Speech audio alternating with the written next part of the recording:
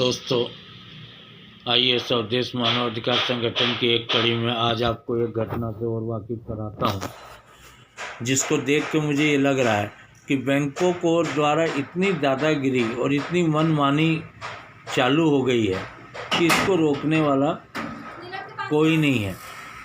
जैसे अभी की एक घटना है जिसके अंतर्गत बैंक द्वारा जब किसी व्यक्ति को लोन दिया जाता है तो उस व्यक्ति की प्रॉपर्टी का वैल्यूएशन बैंक द्वारा अपने ही अधिकृत वैल्यूअर्स द्वारा करवाया जाता है। उस टाइम उसका वैल्यूएशन अलग रहता है और जब उस प्रॉपर्टी को एनपीए होने के बाद बेचने लगती है बैंक, फिर उनका अधिकृत वैल्यूएशन करता है और उस प्रॉपर्टी की कीमत 25 से 30% हो जाती है। ऐसी दादागिरी बैंकों द्वारा की जा रही है। ऐसी एक घटना सामने आई है जिसके अंतर्गत बैंक द्वारा, राष्ट्रीयकृत बैंक द्वारा, प्राइवेट नहीं राष्ट्रीयकृत बैंक द्वारा उसकी प्रॉपर्टी का वैल्यूएशन रोड नाली काट के, जगह काट के, उसके बाद उसकी वैल्यूएशन 50 लाख रुपए की गई और उसे सीसी लिमिट 20 लाख रुपए दिया गया। किसी कारणवश उसका खाता एनपीए हो गया। उसके बाद उस खाते में एनपीए होते ही बैंक द्वारा फिर एक वैल्यूअर से वैल्यूएशन करवाया गया और उसकी प्रॉपर्टी की कीमत 15,70,000 रुपये कर दी बगैर रोड नाली काटे हुए।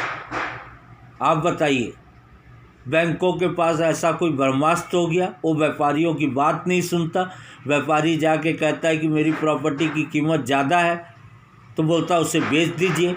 अरे बेचेगा कैसे जब वो प्रॉपर्टी आपके यहाँ मॉर्गेज है? जब आप सहयोग नहीं करेंगे, अगर उसकी आर्थिक स्थिति सही रहती तो उसका खाता एनपीए कैसे होता? तो क्या आपके पास ही दादागिरी हो गई कि आप उस संपत्ति को कैसे भी कौड़ियों के भाव में बेच रहे हैं? इसको सुनने वाला कोई है ही नहीं।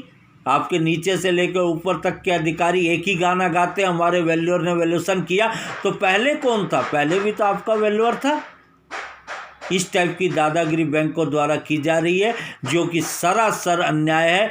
भारतीय संविधान के अंतर्गत सुप्रीम कोर्ट की गाइडलाइन है कि किसी की भी प्रॉपर्टी आप सस्ते दर पे नहीं बेच सकते, लेकिन बैंक वालों को किसी का डर नहीं, किसी का कुछ नहीं, ना व्यापारियों का सुनती है ना कुछ सुनती है। अपने मर्जी से खुलेआम दादागिरी कर रही है और लोगों की कौड़ियों की संपत्ति भूमाफियाओं के साथ संपर्क में लग के दलालों को किसको फायदा पहुंचाना चाहती है, मुझे ये समझ में नहीं आ रहा आज तक। कहीं ना कहीं कोई फायदा, कहीं ना कहीं कुछ तो है गड़बड़।